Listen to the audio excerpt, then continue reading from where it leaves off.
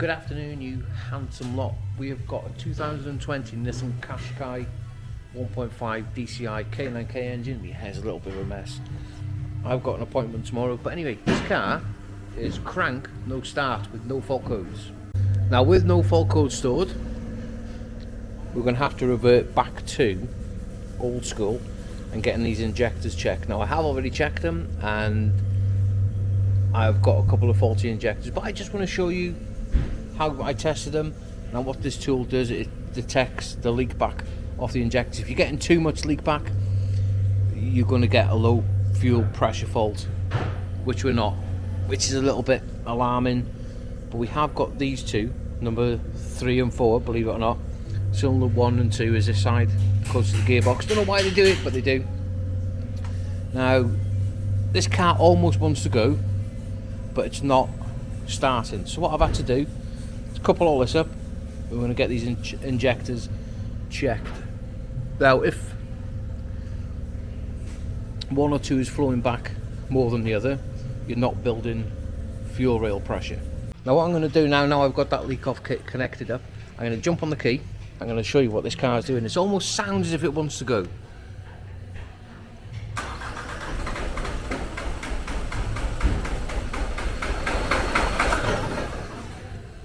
But the strange part about it, it's not getting any low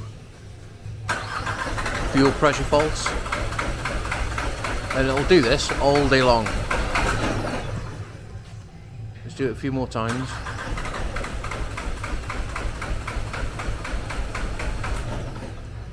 Right, let's get back and have a look at the results. Right, now let's have a little look where this fuel is up the pipe. Normally when the car runs, or it runs a little bit lumpy, it'll fill these gauges up and they should be level. If they're all over the place, they need all replacing or servicing. But this is all I can find on this car. If you have a look, follow the pipe up. That fuel return there is after, well, you've seen how many times I've turned it over. We go on cylinder 3. It's just a little bit higher. A little higher up the pipe. We're there. We come around to cylinder 2. Oh, hang on. Cylinder 2 is right down the bottom there, and cylinder 1 is right by there.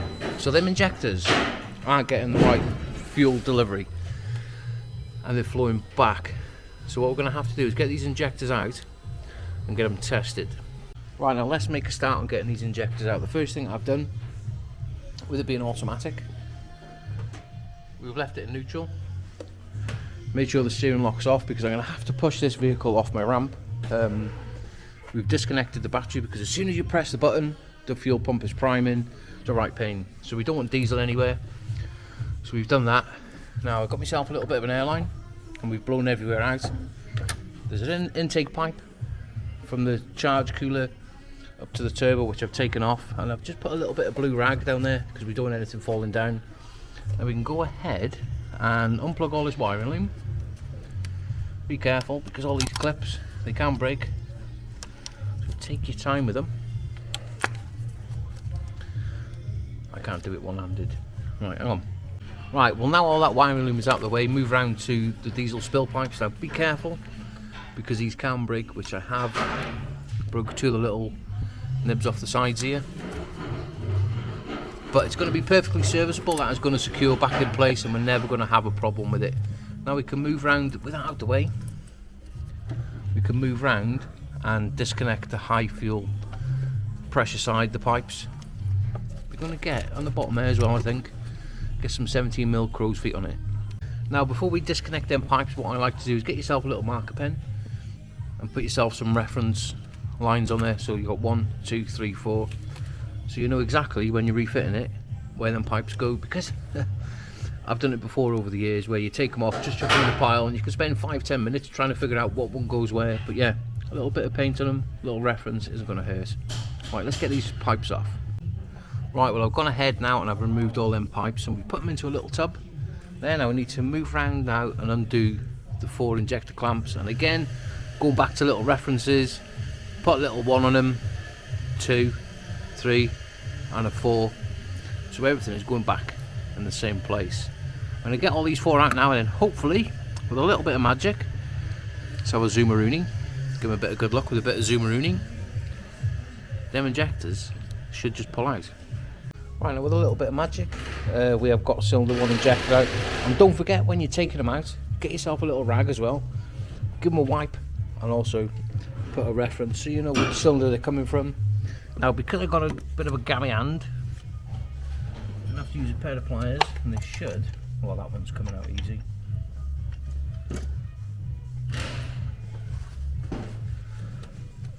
Just give it a wipe.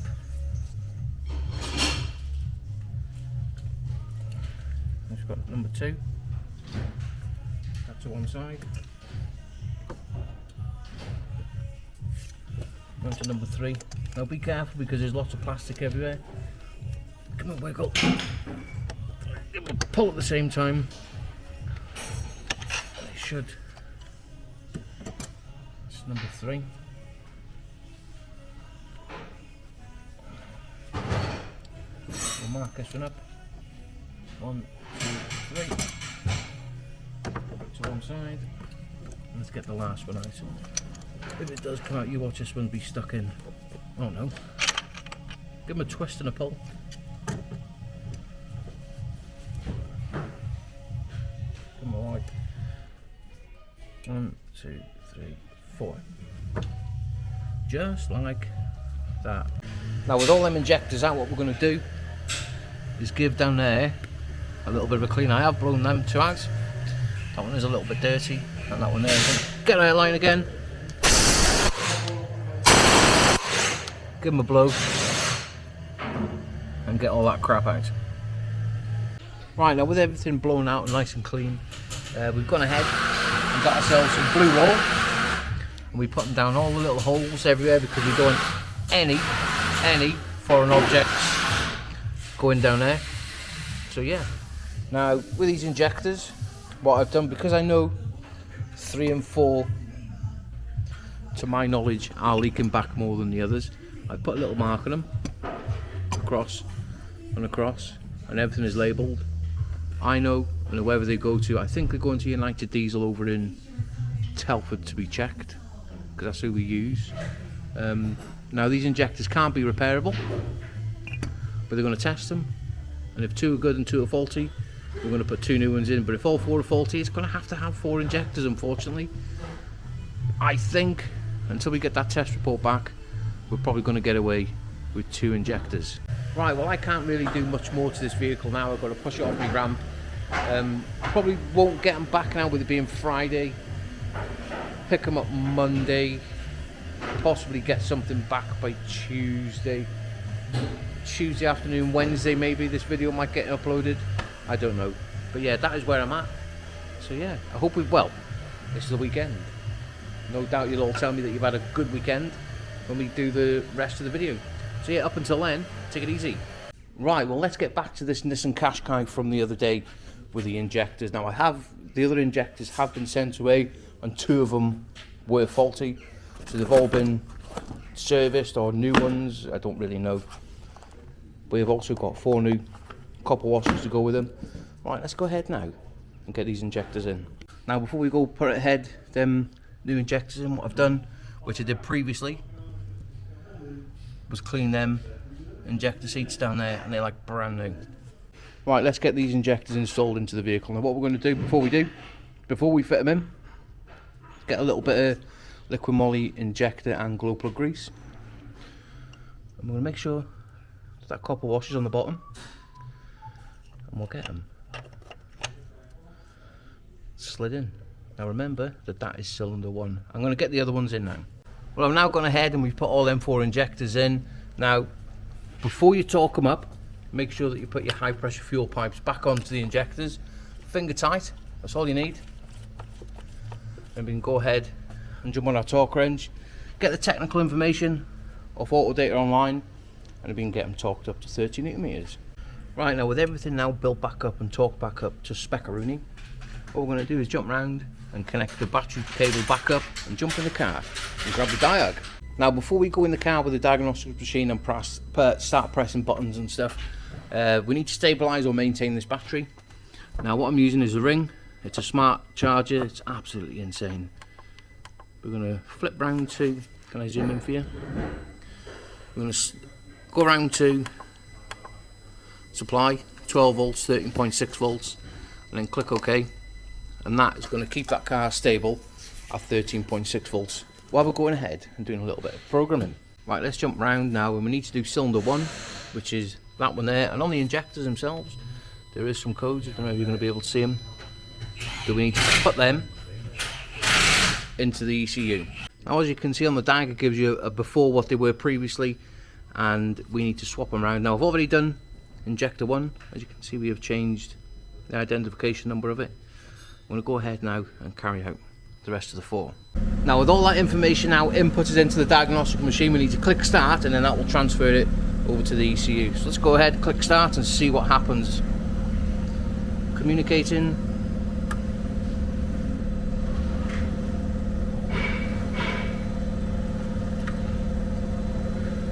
It's either going to say correcto mongo or completed, and we are completed. Right, let's get in the car and give it a big start, Rooney, see if it starts. Right, well, now in the vehicle, I've cleared all the fault codes if there was any in there, sort of refreshed it, sort of thing. Now, turn the ignition on and let the fuel pump prime away. It was already priming when I was inputting the codes into the diagnostic machine, but hopefully it either starts or it doesn't, or it takes a while to start. I don't know, let's get on the key and give it a big start, Rooney. What are we all saying?